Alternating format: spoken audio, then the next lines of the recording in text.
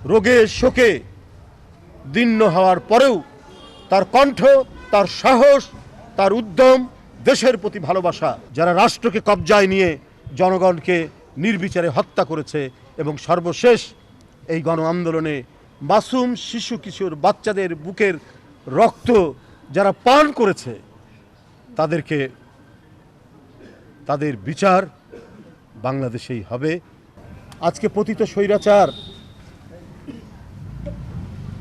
পালিয়ে গিয়ে কত কথা তিনি বলছেন সেখান থেকে। একদিন তার এক মন্ত্রী বলেছেন যে তার পিতার নাম ধরে যে তার কন্যা কখনো পালায় না। তো পালায় না, তো আমরা তো তার রাজনৈতিক জীবন, শেখ হাসিনার রাজনৈতিক জীবনে পালানো ছাড়া আমরা বীরত্বের কিছু দেখিনি। ৭৫-এর মর্মান্তিক হত্যাকাণ্ডের পর আপনি ৫ বছর পালিয়েছিলেন দেশে। কই আপনি আপনার পরিবারের যে হত্যাকাণ্ড হলো তার প্রতিবাদ করতে তো ১ বছর পরেই আসতেন, ৬ মাস পরে আসতেন, ২ বছর পরে আসতেন। আপনি আসেননি। শহীদ রাষ্ট্রপতি জিয়াউর রহমান যখন অনুমতি দিয়েছেন এবং তার সময় তিনি দেশে ফিরতে পারলেন এবং দেশে ফিরেই ষড়যন্ত্র চক্রান্ত শুরু করেছিলেন এবং তার ১৩ দিনের মাথায় শহীদ রাষ্ট্রপতি জিয়াউর রহমান শাহাদাত বরণ করেন। আপনি পালিয়েছেন আপনার আত্মীয় স্বজন সহ। আজকে যারা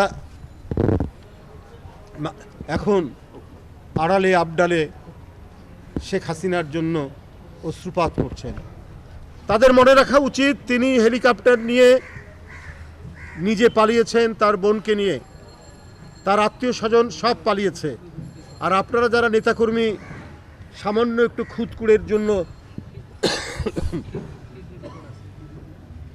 এই ১৭-১৮ বছর ধরে গণতন্ত্রকামী মানুষ, প্রতিবাদী মানুষের উপর যুবলীগ, ছাত্রলীগের পোশাক পরে বা তাদের আশ্রয়ে, অথবা আপনারা নিজেই ছাত্রলীগ যুবলীগ হয়ে কত যে নির্যাতন করেছেন, কত যে রক্তাক্ত করেছেন, আর আজকে মায়া কান্না কাঁদছেন তার জন্য। তাকে জিজ্ঞেস করুন যে আপনি আমাদেরকে ফেলে গেলেন কেন?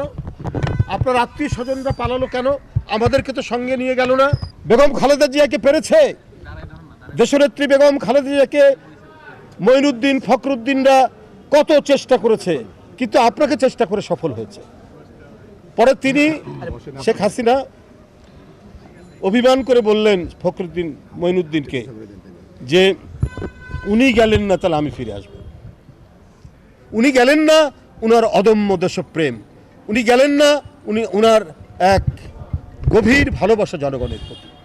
তাই দীর্ঘ ৬-৭ বছর কারাগারের মধ্যে রোগে শোকে দীর্ণ হওয়ার পরেও তার কণ্ঠ, তার সাহস, তার উদ্যম, দেশের প্রতি ভালোবাসা এক অনবদ্য প্রেরণার অংশ হয়েছিল দেশের গণতন্ত্রকামী মানুষের কাছে।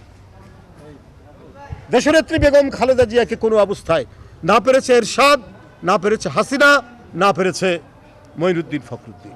কিন্তু আপনি দেশের পরিস্থিতি এবং আপনার অন্যায় অবিচারের কথা ঠিকই জানতেন যে জনগণের স্রোত ধেয়ে আসবে।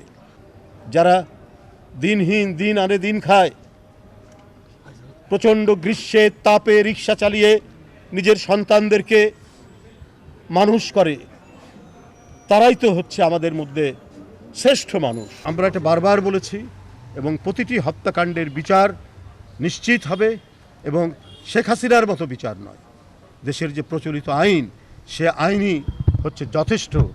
সেই সমস্ত ক্রিমিনাল, অপরাধী যারা রাষ্ট্রকে কবজায় নিয়ে জনগণকে নির্বিচারে হত্যা করেছে এবং সর্বশেষ এই গণ আন্দোলনে মাসুম শিশু কিশোর বাচ্চাদের বুকের রক্ত যারা পান করেছে তাদের বিচার বাংলাদেশেই হবে।